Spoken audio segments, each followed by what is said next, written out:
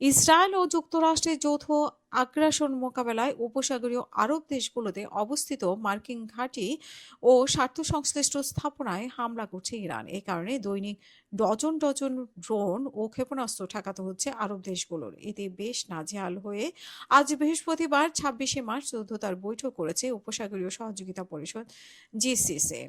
বৈঠক বেশ কিছু গুরুত্বপূর্ণ বিষয়ে সিদ্ধান্ত নেওয়া হয়েছে। এর মধ্যে অন্যতম হলো ইরানের উপর চাপিয়ে দেওয়া ওয়াশিংটন ও তেল আবিবের যুদ্ধ আলোচনার মাধ্যমে ও কূটনৈতিক উপায়ে শেষ করতে হবে। আর জিসিসি কখনোই ইরানি হামলার জবাব বা প্রতিশোধ নেয়নি।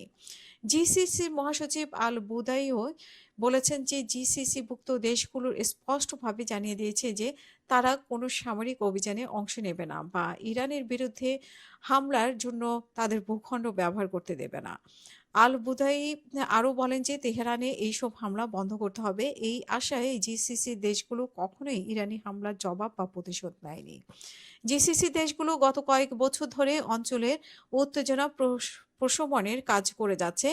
গত বছরের জুনে যখন ইসরায়েল ইরানকে আক্রমণ করেছিল, তখন জিসিসি দেশগুলো বৈঠক করে সেই হামলার নিন্দা জানিয়েছিল এবং কূটনৈতিক সমাধানের আহ্বানও জানিয়েছিল। ইরানি হামলা বন্ধে কূটনৈতিক সমাধানের আহ্বান জানিয়ে জিসিসি মহাসচিব বলেন, হরমুজ প্রণালী বন্ধ হওয়ার কারণে একটি অর্থনৈতিক প্রভাব পড়েছে যা দীর্ঘ মেয়াদে বৈশ্বিক অর্থনৈতিক প্রবৃদ্ধিকে ক্ষতিগ্রস্ত করবে। জিসিসির জ্বালানি স্থাপনাগুলোতেও ইরানের হামলায় বিশ্ব অর্থনীতির উপরে একটি নিষ্ঠুর আগ্রাসন। সৌদি আরব ও কুয়েতের প্রধান তেল শোধনাগারগুলো ইরানে হামলার লক্ষ্যবস্তু হয়েছে। তিনি বলেন, বর্তমানে পরিস্থিতিতে একটি আন্তর্জাতিক দায়িত্ব যা হুমকি তা ভবিষ্যতে আরও প্রকট হবে। তাই তেলের সরবরাহ শৃঙ্খলা রাখতে জরুরি। তিনি ব্যাখ্যা করেন যে জিসিসিভুক্ত দেশগুলোর মূল বার্তা হলো হামলা বন্ধের জন্য একটি কূটনৈতিক সমাধান খুঁজে বের করা।